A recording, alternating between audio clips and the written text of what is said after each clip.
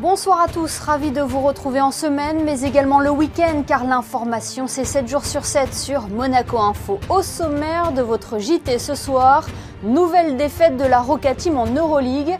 Les Monégasques se sont inclinés face au tenant du titre, l'Anadolu Efes Istanbul, 98-77.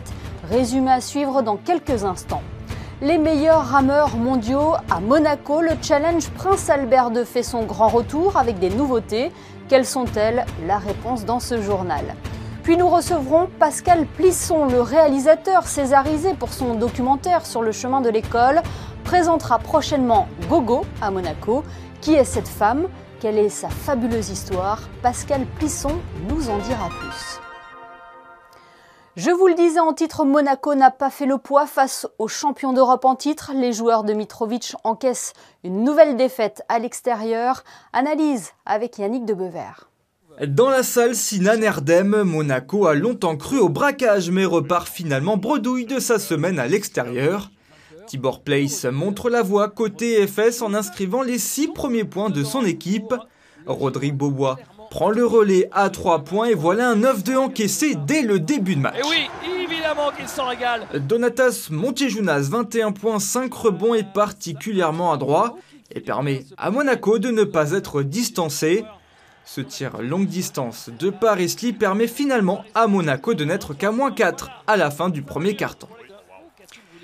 À la reprise de la seconde période, Dwayne Bacon prouve ses qualités de finisseur. Mais grâce à un jeu collectif bien huilé et un Rodrigue Beaubois facile, auteur de 17 points, 7 passes, Efes commence à prendre le large jusqu'à compter 20 points d'avance sur la Roca Team à l'approche de la mi-temps.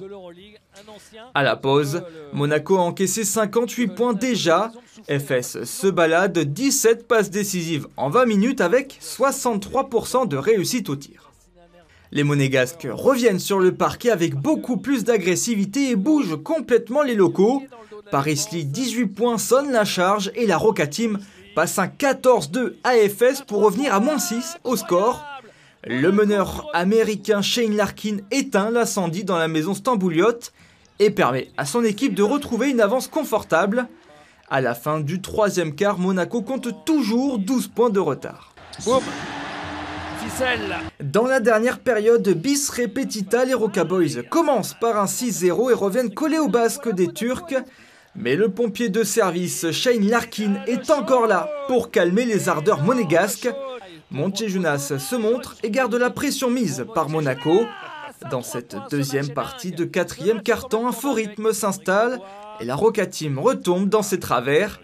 Elle ne parviendra jamais à passer devant Efes et les banderilles de Singleton, Larkin et Moerman pousseront le score jusqu'à 98-77 au coup de sifflet final. Avec cette défaite, Monaco passe en bilan négatif, 5 victoires pour 6 défaites et glisse à la 11e place du classement. Et la Roca Team aura le temps de recharger les batteries. Prochain match vendredi avec la réception de l'Asvel en Euroleague. Un match que vous pourrez bien évidemment suivre en direct sur Monaco Info. Du football à présent et la 14e journée de Ligue 1. Bonsoir Frédéric et Lyon.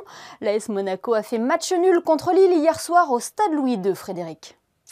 Bonsoir Émilie, muet depuis 3 matchs, toutes compétitions confondues, les Monégasques ont retrouvé le chemin des filets, mais cela n'a pas suffi pour dominer le LOSC.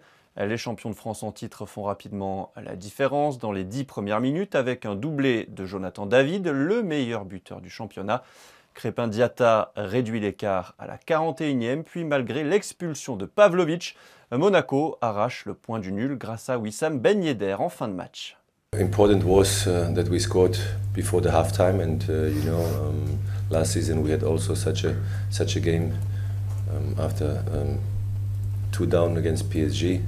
I think they could score 4. Today was the same.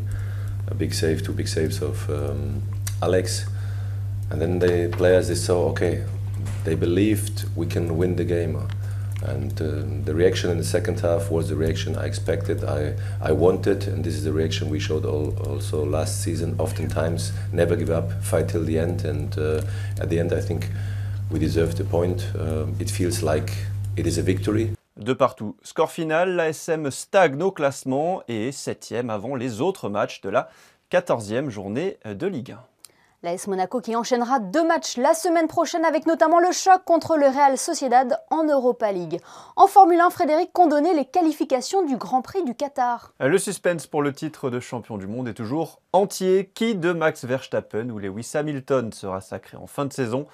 Pour le premier Grand Prix de l'histoire au Qatar, le Britannique a signé la pole position cet après-midi avec plus de 4 dixièmes d'avance sur son rival néerlandais, deuxième.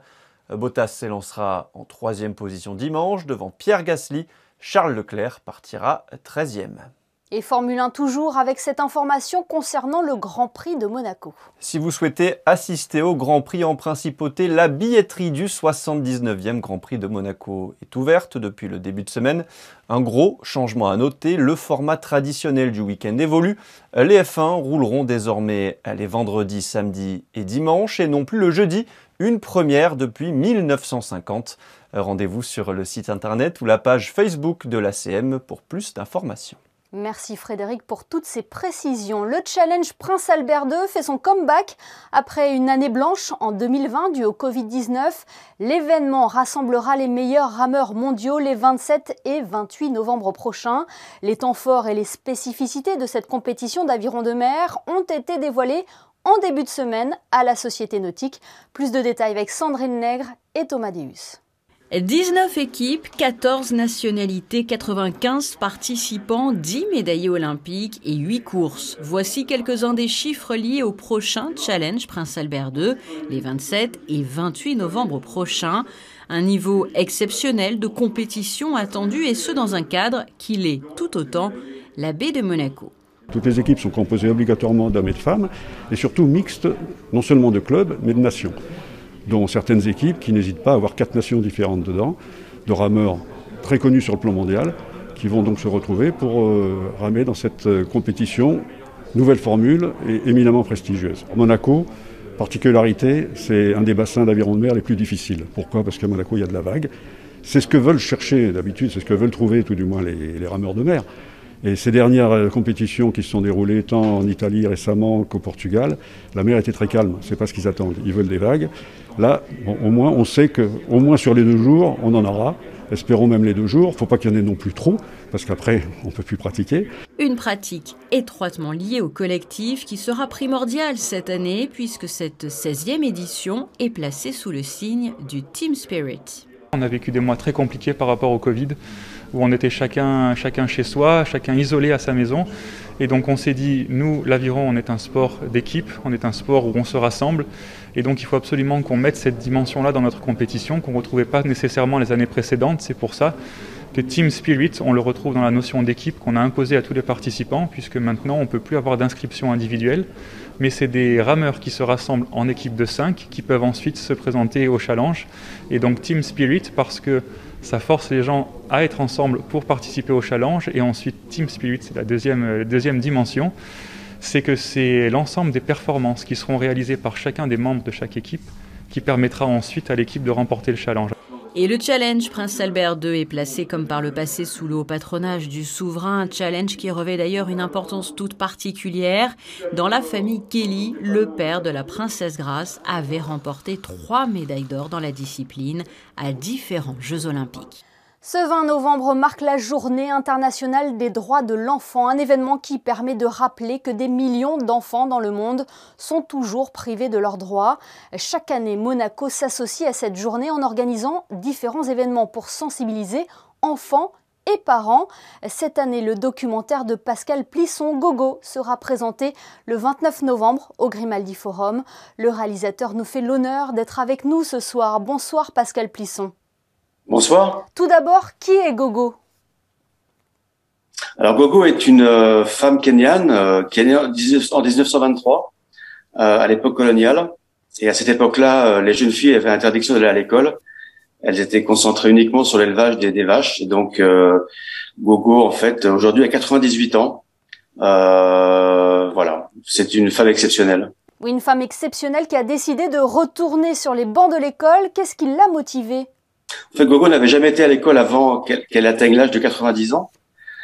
C'est en fait à cause de cette petite fille dans sa propre famille, quand elle s'est rendue compte que dans sa famille, il y avait encore des jeunes filles qui refusaient d'aller à l'école, ou dont les parents ne voulaient pas les envoyer à l'école. Ça l'a mis hors d'elle. Elle a dit, puisque c'est comme ça, moi qui n'ai jamais été à l'école et qui ai toujours voulu apprendre, je vais vous accompagner à l'école. Et à l'âge de 90 ans, illettrée, elle est rentrée en classe de CP avec 6 de ses arrière-petites-filles.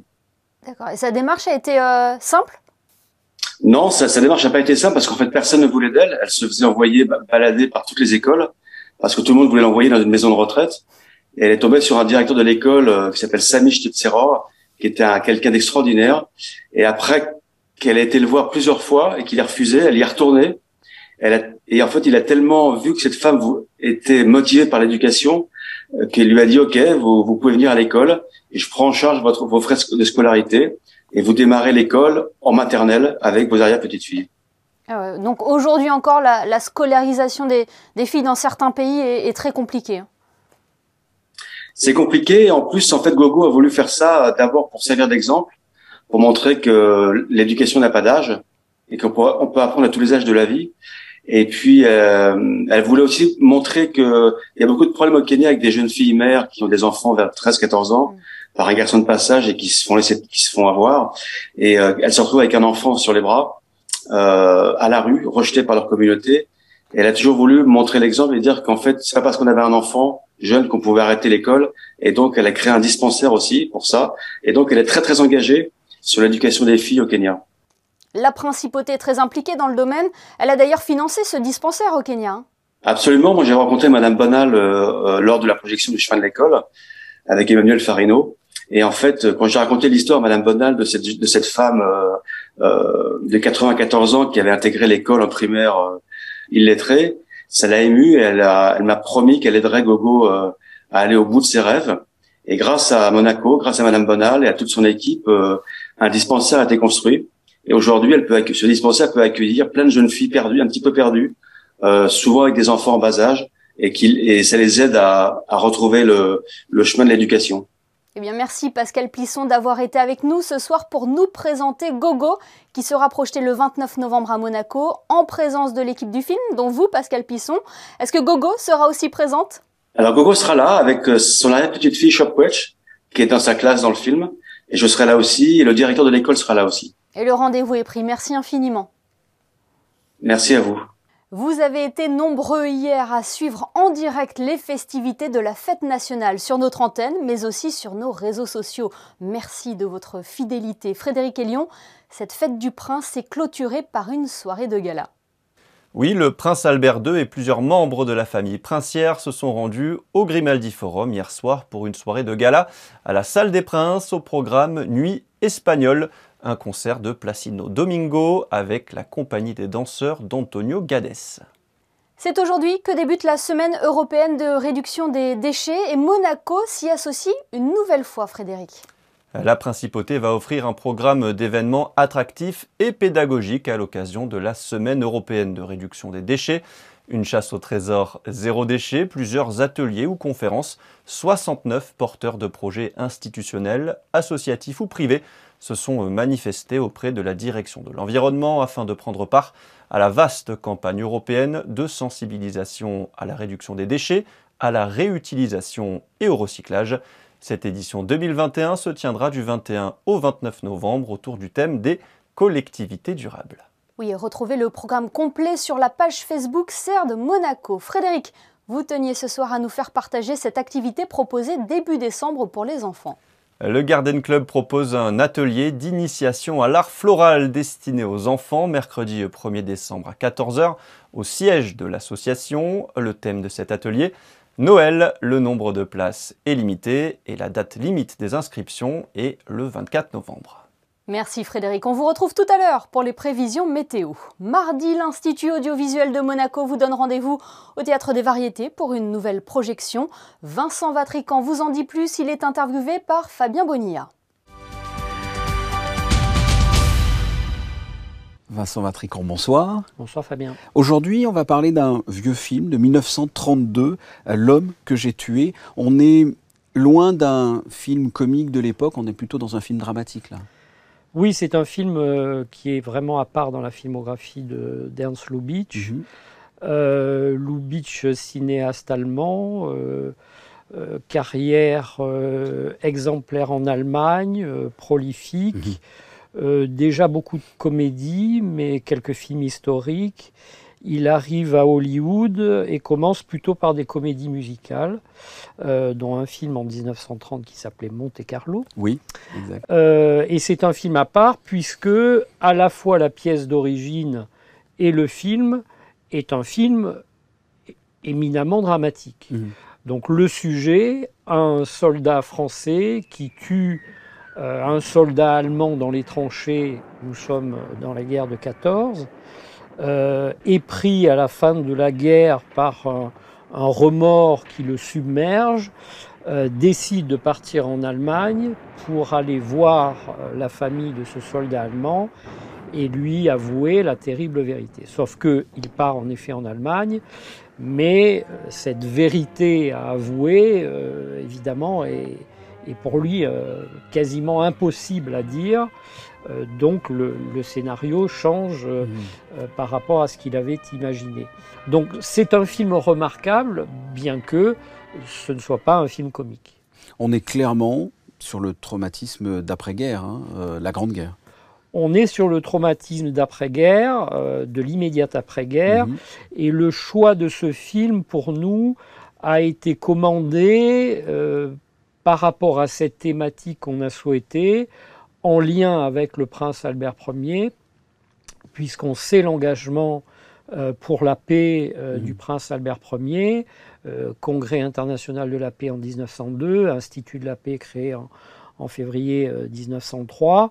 Il a tout fait pour essayer d'amener de la conciliation entre l'Allemagne et la France, mais il n'y arrivera pas, et d'ailleurs il sera vraiment traumatisé par ce conflit, pour lequel il a beaucoup œuvré. Donc c'est vrai que quelque part, il y avait un lien avec ce film. Voilà, ce message pacifiste est aussi celui qui a habité quand même une grande partie de la population européenne à cette époque, quand bien même certains dirigeants se sont obstinés, et avec les conséquences que l'on sait. Donc c'est le petit clin d'œil, même si le film, en le voyant, on ne pense pas évidemment au prince savant, ou au prince navigateur, ou au prince pacifiste. Mais voilà, c'est dans cet esprit-là que le film a été choisi.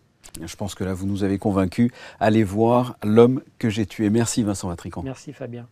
Why did you kill? Why? Why? I don't know. They must never know the truth. They mustn't even guess it. Let me go, Elsa. I love this little town. I wish you could stay here. Is there very much you're missing at home? No. Nothing. I've come to the conclusion he's a spy. Avant de refermer ce journal, un dernier coup d'œil sur les prévisions météo. Quel temps fera-t-il dimanche, Frédéric ? Une vague de froid arrive, Émilie, et le temps va se dégrader à partir de dimanche avec du soleil le matin, mais l'apparition de gros nuages l'après-midi et d'averses en fin de journée. Les températures seront en baisse et comprises entre 8 et 13 degrés dimanche 21 novembre. Nous fêterons le Christ roi. Merci Frédéric et merci à vous de nous avoir suivis. On se quitte en images avec les photos de Manuel Vitali et le match de la Roca Team face à l'Anadolu Efes Istanbul. Prochain match des Monégasques, vendredi contre l'Asvel à Gaston Médecin. Soyez au rendez-vous pour supporter votre équipe. À demain pour le best-of de la semaine. Très belle soirée à tous sur Monaco Info.